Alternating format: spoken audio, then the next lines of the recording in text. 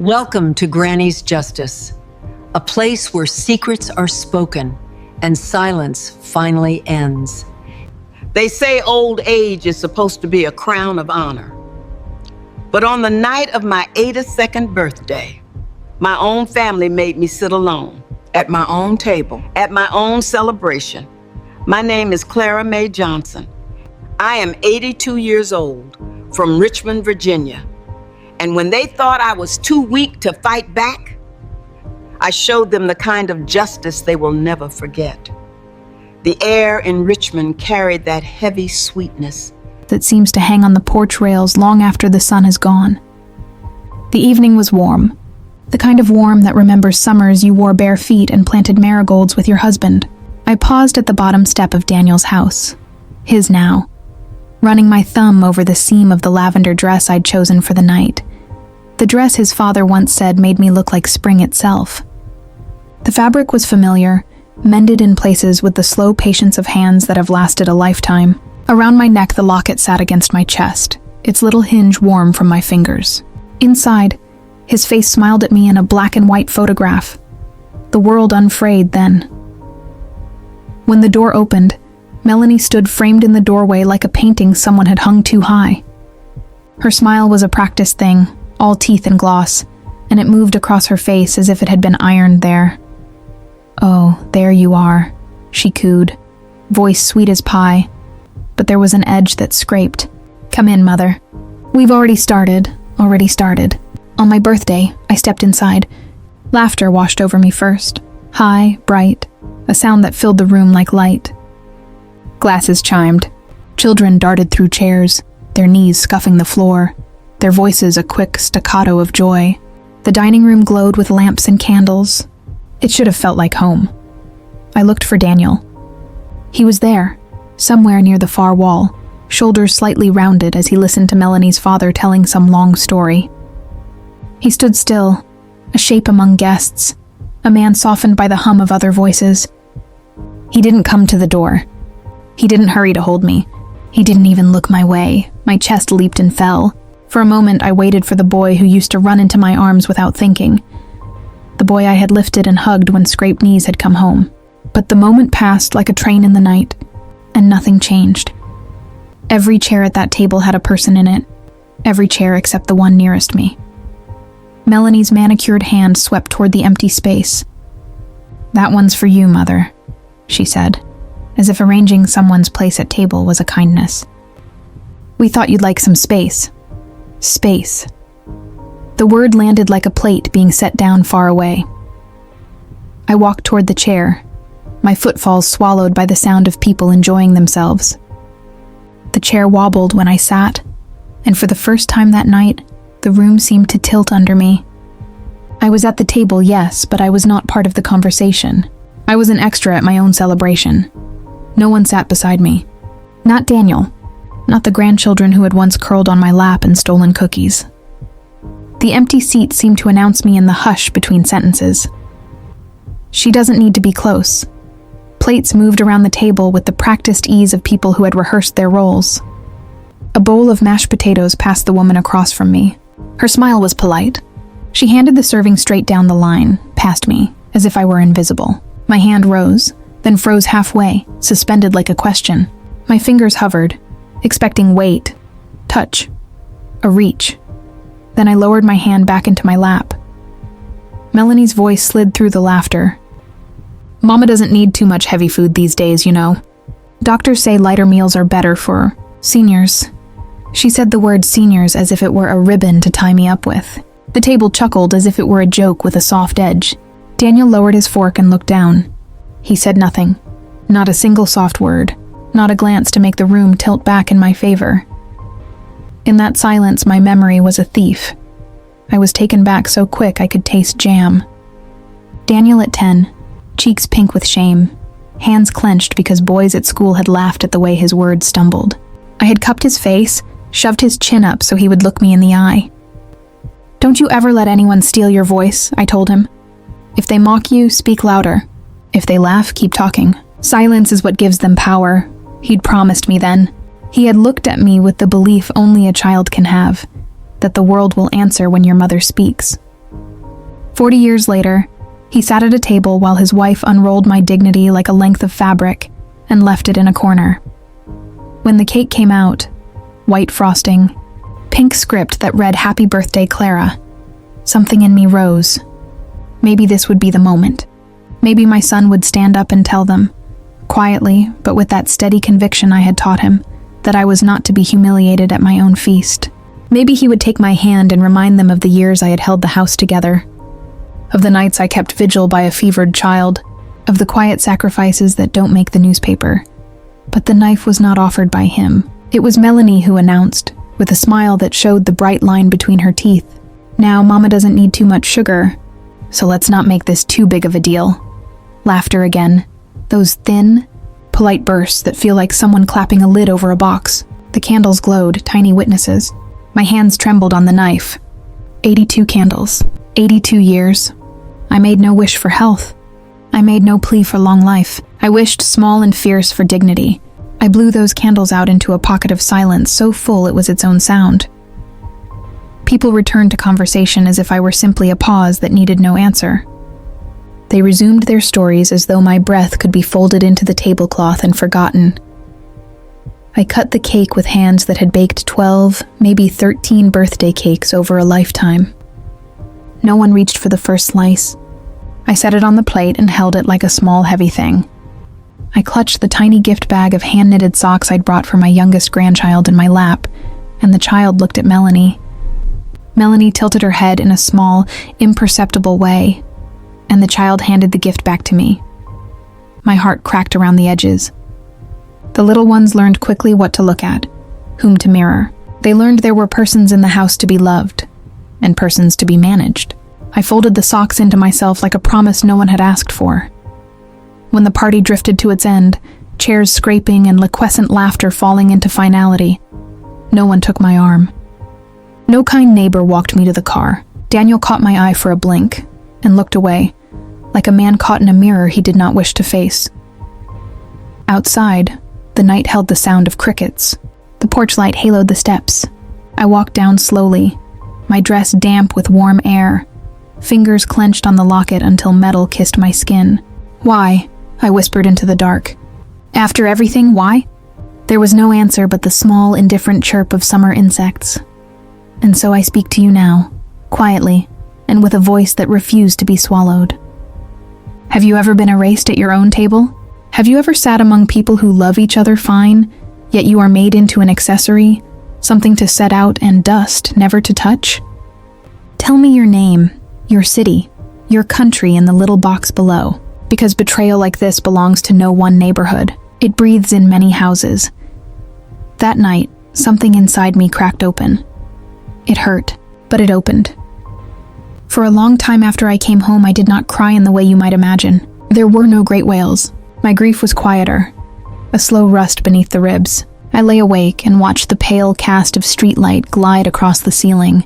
Memory arrived in small, precise fragments. The smell of my husband's cologne when he came home late from work. The feel of boyhood hair under my hand. Daniel's small voice learning to say prayers at my knee.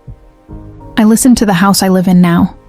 The kettle in the morning, the soft drip of the bathroom tap, the dust motes in sunlight. The ordinary sounds were proof that I still existed. But existence is not the same as belonging. And sometimes the difference is a single empty chair at a table meant to be a home. I began very slowly to gather, not in a way that invited drama. No slamming doors, no scenes, but like someone collecting shells after a storm. I collected small evidences. A letter from the bank that mentioned changes to the account. A date on a page that did not match where I had been that week. A phone call I remembered differently. An invitation to a family dinner sent at the last minute, and then rearranged so Melanie's parents could come. I wrote down times and phrases until the list looked like a map I could follow. Writing steadied me. Each name, each time, each slight was a thread I could trace backward. I thought about the boy I had taught to speak. The lesson had stuck in me like a seed. Silence gives power to those who would steal it. I had taught him to raise his voice when wrongs were done. I had not imagined the cost of that lesson. I had not calculated the soft ways a family could reframe love into something else, into caretaking that is really control, into protection that is really distance. There is a certain cruelty to being told you are a burden by the family that owes you everything. It is not always shouted. Often it is offered as tender concern. We want what's best for you, they say, while rearranging the very things that make you yourself. In their kindness, they learned new words for your small deadening: age, safety, convenience. That first night, though, I felt the old stubbornness flare, a small ember, then a steady burn. It surprised me, that flame. For years I had been taught to shrink, in marriages, in neighborhoods, in quiet domesticities we call love. But compliance had a cost. It had let me be put at the edge of the table without a single protest from the son whose knees I'd bandaged, whose school plays I'd attended in rain and snow.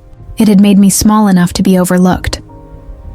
Now, as I pressed my thumb into the worn metal of my locket, I decided something else. Not vengeance, not that cruel Hollywood thing, but reclamation. There are ways to demand to be seen that don't require shouting. They require steadiness and the patient collection of facts. They require the quiet courage to speak, one small truth at a time, until the room can no longer ignore you. So I will gather. I will write. I will remember. I will keep the locket close, and the memory of that boy who promised to protect me burned into my chest. I will not let silence be the only answer anymore. If you have ever sat at a table and been made invisible, if you know the ache of being passed over and called seniors with a smile, then stay. I will tell you what I did next.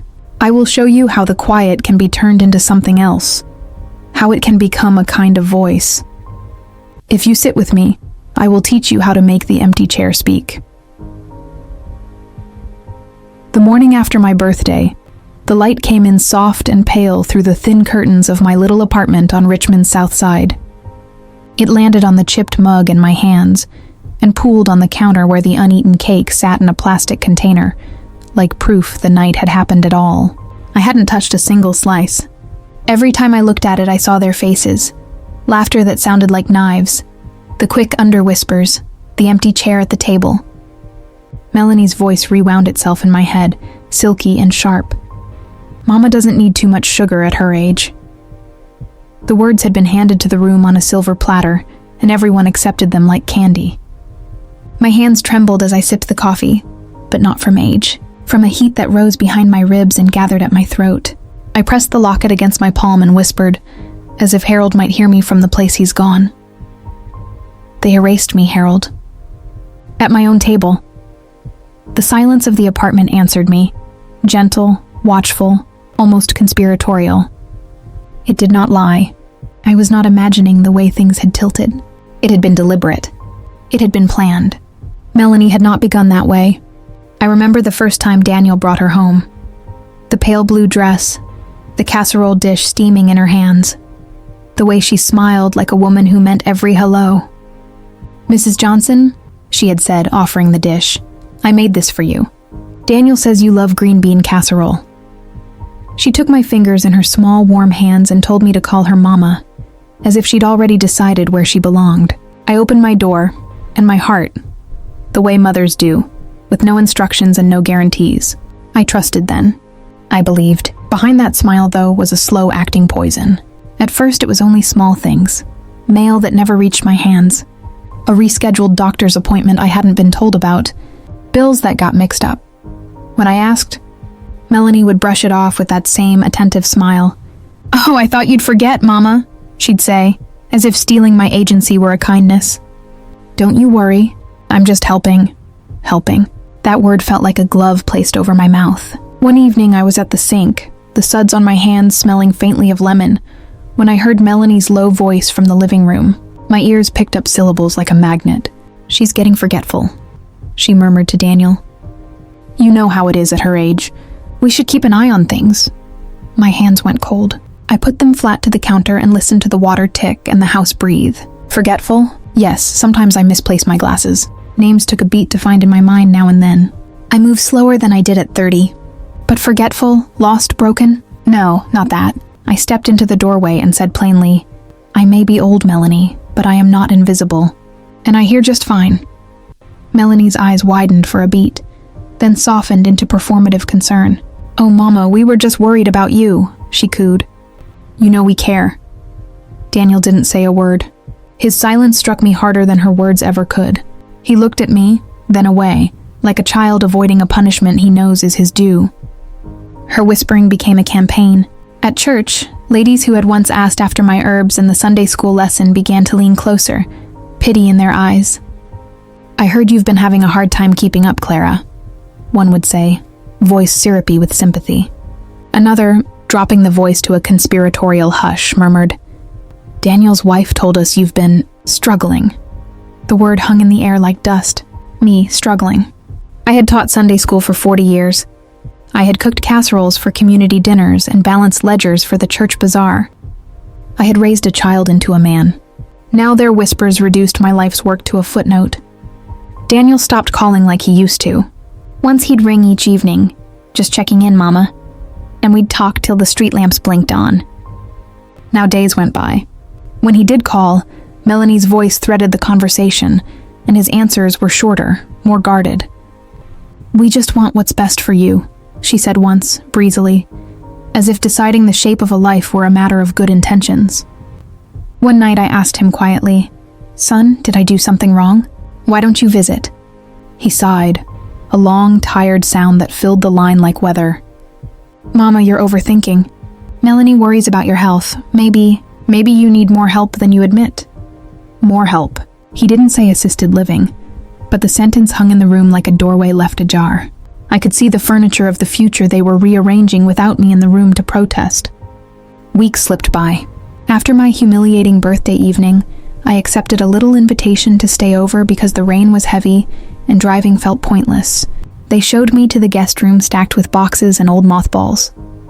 I lay awake while the house settled, replaying the canned laughter and the toothpick smiles.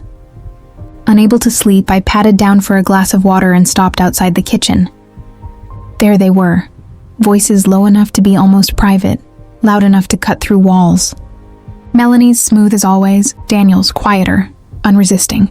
"She's too much trouble," Melanie said. "She leaves things lying around. She'll forget the stove one day, you'll see. It's dangerous. We need to put her in assisted living." Daniel did not argue.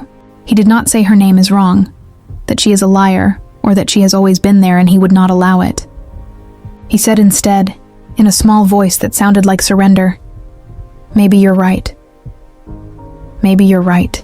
Those words landed on me like bricks. The boy I had rocked to sleep, the child whose tears I'd wiped and whose finger I'd held while crossing roads, chose silence. He chose the comfort of a co-opted truth over the hard fidelity of memory. I pressed my hand to the cool paint of the wall and steadied myself. Tears blurred my vision, but beneath them, anger burned steady, a clean flame I recognized, like the heat you feel before you lift a pan from a too-hot stove. Before I tell you what I did after that, let me ask you, have you ever felt a betrayal that began with kindness? That arrived wrapped in casseroles and help? If you have, tell me where you are, your city, your country. Because this kind of betrayal is not an island. It is a tide that touches many shores. In that guest room, staring at the sliver of moon between the blinds, something in me shifted. Melanie's power was not in her words alone. It was in Daniel's silence. She used the language of care as a mask for control, and he, in his exhaustion or fear, accepted that new script. Silence had become his choice. Silence is a kind of betrayal. I remembered the lesson I had taught Daniel when he was small. Don't let anyone steal your voice. He had learned it once. Now, faced with a woman who would rewrite the story of our home, he had chosen not to live that lesson. If he would not raise his voice for me, then I would raise mine by other means. Not with dramatics, no shouted scenes at the table, but with something steadier. I had learned, in 82 years, that paper holds a weight a tongue often does not. Words on a page have a way of stubbornly enduring where promises do not. Documents make things visible. Ink creates a trail. So I made a small, fierce decision that morning. I would turn to records and facts. I would gather whatever evidence I could find.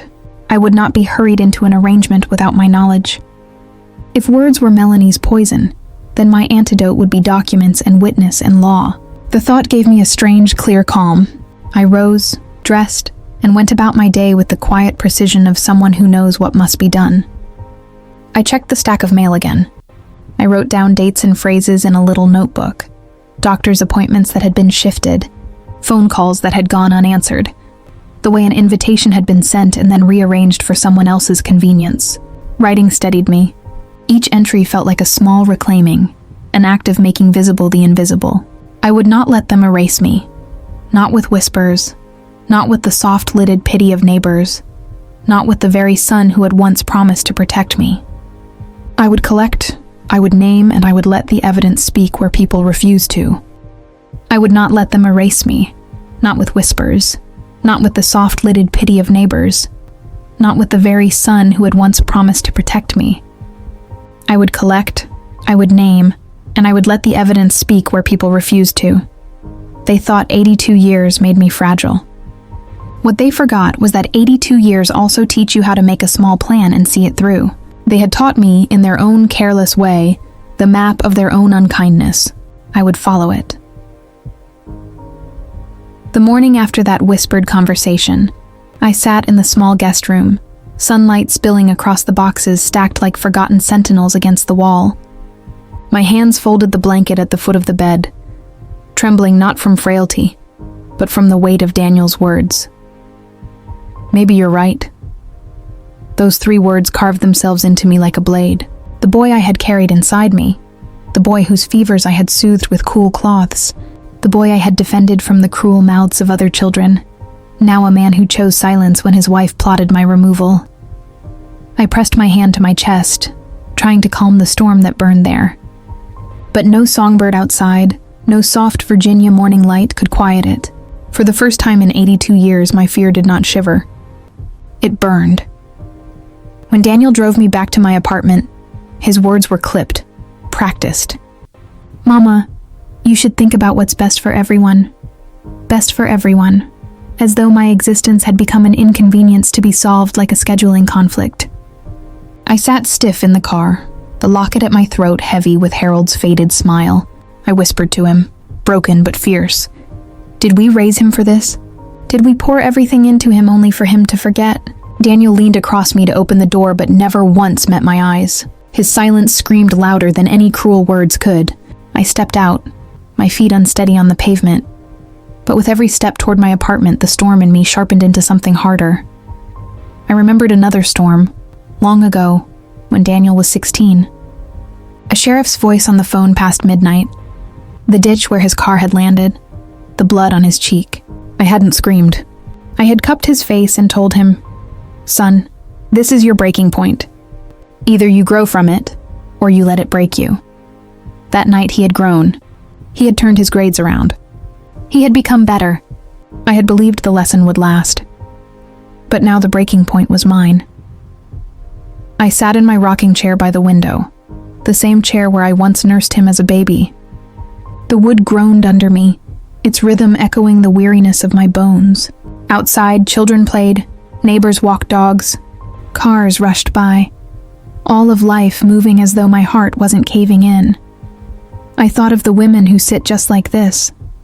Mothers dismissed as nagging, grandmothers labeled confused, women written off as burdens despite years of sacrifice. I felt the tears rise but swiped them away before they fell. Crying would not save me. Silence would not protect me. They think I am weak, I whispered, voice steady in its fracture. They think I am powerless, but they have forgotten. I have survived too much to be erased now.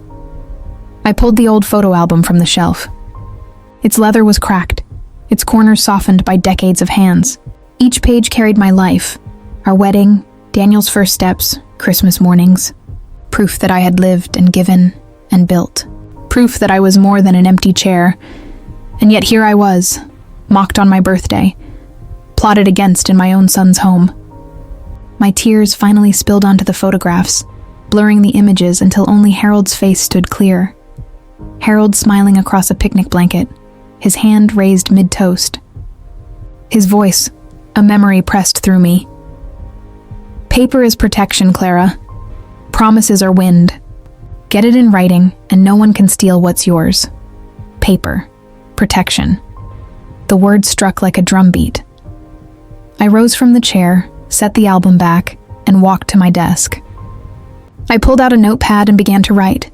Names, numbers, places. The lawyer Harold and I had once trusted.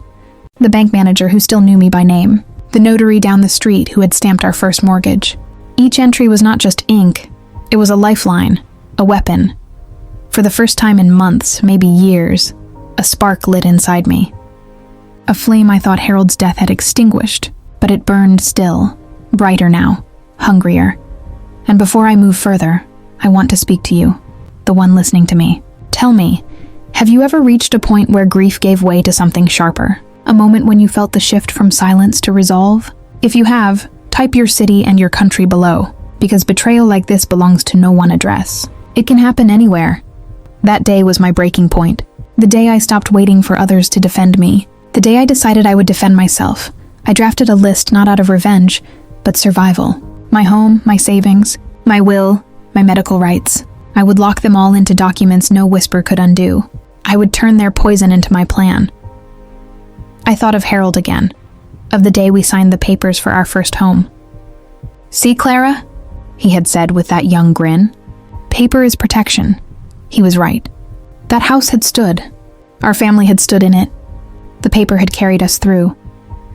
Now, decades later, I knew his wisdom would carry me again. That night, with the streetlights flickering on, I sat by my window holding the locket. I whispered to Harold, "They will not take me. Not my dignity, not my home, not my voice, not while I breathe." I had been broken, humiliated, nearly erased. But that night I was awake, and my plan had begun.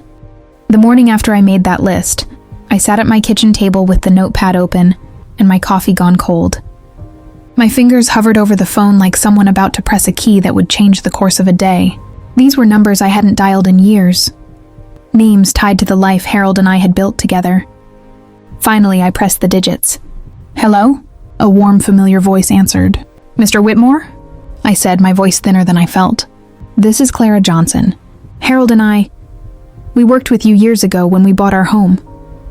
A pause, then recognition like sunlight through clouds. "Clara Mae! Of course I remember. How are you?" "How was I?" I swallowed, and the word that came out was small. "I need help. It's urgent." That afternoon, I walked into the old brick bank downtown. Marble floors, the polite tick of a clock, the smell of paper and polished wood. Everything felt like a reliquary of the life we'd made. Memories of Harold's hand warm in mine rose in me as I waited. When Mr. Whitmore greeted me, older now, but with the same careful eyes, it felt like stepping into a room where someone still remembered the shape of us. "They're trying to take everything from me," I told him, and the sentence caught like a stone. "My son, his wife, they want to put me away. They think I'm too old to know what's happening."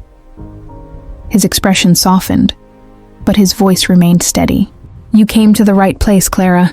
Let's protect what's yours." He laid papers across the desk, terms like revocable trust, successor trustee, power of attorney, phrases that sounded both foreign and holy. My hand shook as I picked up the pen, and Harold's old voice threaded through me like a bell. "Clara, don't rely on words alone. Words vanish. Get it in writing." I felt the point of the pen press into skin as if I were stamping a small private declaration. I signed each line as if carving a boundary in air. Each initial was a cord I would not allow them to splice. From the bank I went to Mr. Daniels, the attorney Harold and I had once trusted. His office smelled of leather and coffee, and the kind of books that wear wisdom into their spines. I sat with the locket hot in my hand and said, "I need everything in order. The house, my savings, my medical decisions. I want it locked down." He looked at me with the sort of respect that comes from meeting someone who knows the value of standing up. "We'll set up a revocable living trust, durable power of attorney, a healthcare proxy. We'll make sure your intent is clear and enforceable." 2 hours later, I understood more about clauses and contingencies than I ever wanted to know. But I listened closely. This was not a lesson in law so much as a lesson in survival. This was not about punishing anyone. It was about making sure that when the room tried to rearrange my life without me, it would find the furniture already bolted down. A few days later, a notary pressed a heavy seal into the pages, and the metal sank like finality into the fibers. The sharp ding of the stamp startled me in the little office. It was a small sound, but it rang like justice. I folded the documents carefully, and the sound of paper sliding against paper felt like armor. Over the next week, I moved through the city with a steadiness I used to think only other people had. At the county recorder's office, the clerk stamped my trust into public record. At the bank, I transferred titles and added designated beneficiaries. At the lawyer's desk, I initialed and signed until ink marked the table like a map I could follow. Each signature was a small reclamation. With every stamped page, I grew a little taller in my own eyes. When I walked into church that Sunday, the whispers began to reach for me again. Old rumors, new gossip. "She's confused," someone had said, parroting the cruel script Melanie had fed them. "She's struggling," another added, as if those words were a diagnosis rather than an accusation. But the pity that used to hollow my shoulders didn't find room to settle.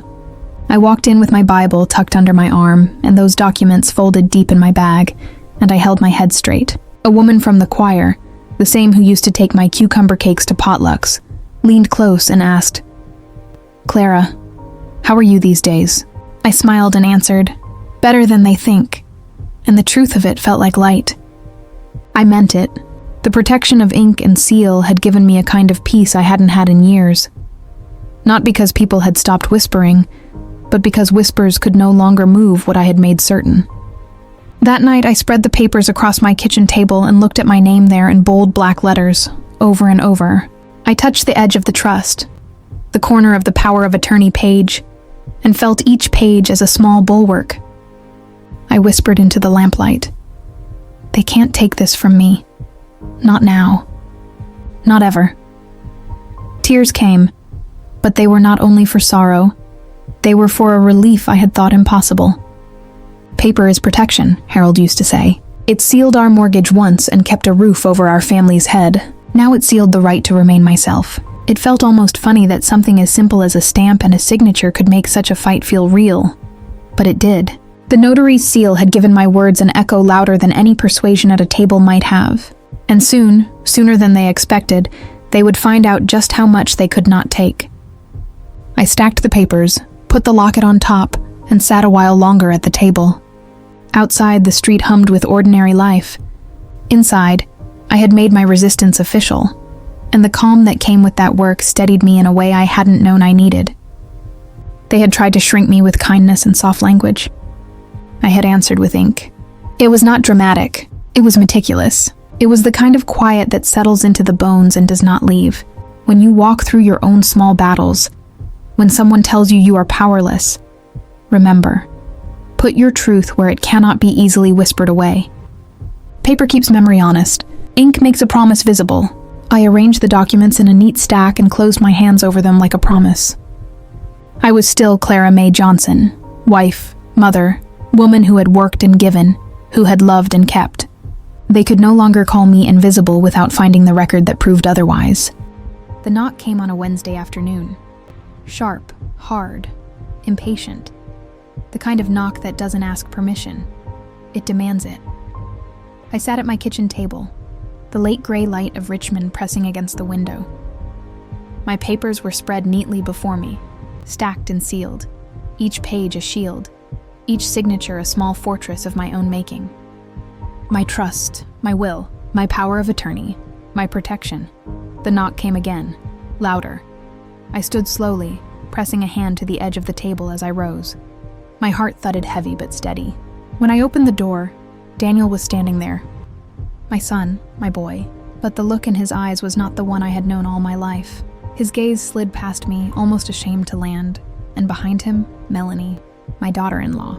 Her smile was stretched tight like fresh paint over rotten wood, her eyes glittering cold. "Mama," Daniel said, his voice stiff, rehearsed. "We need to talk." For a moment, I wanted to close the door, to turn the lock and let them knock until their knuckles bled, but I didn't. I stepped aside, my hand trembling on the knob, not from fear, but from the knowledge that this moment had been coming all along. They entered like a storm, carrying their own chill into my small home. Melanie's perfume filled the air, sharp and sweet, clashing with the faint scent of coffee that had gone cold on my table. They sat across from me, facing me like a jury. Melanie slipped her hand into her bag and pulled out a folder, thick with papers. She set it on the table with a tap of her manicured nails. "These are just some forms, Mama," she said sweetly. Too sweetly. Simple things. To make sure everything is managed properly. Her words dripped honey, but her eyes dared me to resist. I reached for the folder. The pages inside were lined with words I knew too well now. Property transfers, financial authorizations, power of attorney, naming Daniel. I lifted my gaze to my son. He didn't meet my eyes. He stared at the floor. "Just sign them, Mama," he muttered. "It's for the best." For the best. The words slammed into me again. The same words he had used before. Always the same words, hollow and heavy, as though they could mask betrayal with the sound of concern. The clock on the wall ticked, filling the silence. I looked at the papers. For a fleeting, fragile moment, I saw myself giving in, signing, surrendering, handing over the last pieces of my life to them. It would be easier, wouldn't it, to stop fighting, to stop carrying the weight, to just give up. But then I remembered the candles on my birthday cake, the empty chair beside me, the laughter rolling like thunder while I sat alone, invisible. I remembered the mashed potatoes passed over me, the gift bag pushed back into my lap by my own grandchild, the silence of my son as his wife mocked me in front of the whole table. And I remembered Harold's voice. Paper is protection, my hand stilled. The fear melted, and something else rose in me. Something steady, something older than pain, something that came from surviving 82 years of storms. I pushed the folder back across the table. "I can't sign these," I said, my voice quiet but steady. Melanie tilted her head, her smile never quite reaching her eyes. "Why not, Mama? Don't you trust us?" I leaned forward, looking her straight in the face. "Because I can't sign what I no longer own." For the first time, her smile cracked. Daniel's head snapped up. "What do you mean?" I reached for the folder beside me, my own folder, the one I had built with Mr. Whitmore at the bank, with Mr. Daniels at the lawyer's office, with the notary's heavy stamp pressing permanence into every page. I laid it on the table and opened it slowly, deliberately, letting each notarized seal gleam under the lamp. "This house," I said, tapping the deed, "is no longer mine to give away. It belongs to my trust." I turned another page. My savings, my will, my medical decisions, all protected. I lifted my eyes, locking onto Melanie's. "You wanted me erased, but I am written. I am sealed, and I am untouchable." The silence that followed was thick enough to choke on. Melanie's smile vanished. Her face drained of color. She reached for the documents, flipping through them with frantic hands, her nails scratching the paper. This isn't right," she stammered. "She doesn't know what she's doing. She's confused." Daniel looked between us, his eyes wide. "Is this true?" he asked, his voice uncertain, almost childlike. "It's all legal," I said. "All binding. And all mine." He leaned back, his mouth working like he wanted to say something, but nothing came. His silence was louder than shouting. Melanie's face twisted, the mask gone now. "You're old, Clara," she hissed. "People will see this for what it is, nonsense. They'll laugh you out of court." I smiled then, calm and steady. "Let them try. The bank won't. The lawyer won't. The court won't. And neither will the law. I've made sure of that." Her jaw tightened. Her hands shook as she shoved her papers back into her bag. She stood, her heels clicking hard against the floor. "This isn't over," she spat. "No," I said softly, my eyes never leaving hers. "It's just beginning." Daniel stayed seated a moment longer, torn, his eyes locked on me. For a second, I saw the boy he had once been, the boy who pressed his face into my shoulder during thunderstorms, whispering, "Don't leave me, Mama." The boy who once believed my voice was stronger than the world's laughter. But that boy was gone. In his place was a man who chose silence. "Mama," he began, his voice cracking, but I shook my head. "Son," I said gently, "silence is a choice. And you've made yours." He lowered his gaze. Slowly he rose and followed his wife out the door. The door closed behind them with a thud that echoed through the small apartment. But the silence that followed wasn't heavy anymore. It was light. Peaceful. For the first time in years, I felt free. Word spread, as it always does. At church that Sunday, I felt the whispers brush against me like wind as I walked down the aisle, but they were different now. Not pity, not ridicule. Something else. She stood up to them. One woman murmured behind her hand. "Protected everything," another whispered. "Braver than I could ever be." The words floated around me, not heavy this time, but lifting. After the service, a younger woman approached me. She couldn't have been more than 30, clutching her Bible like a lifeline.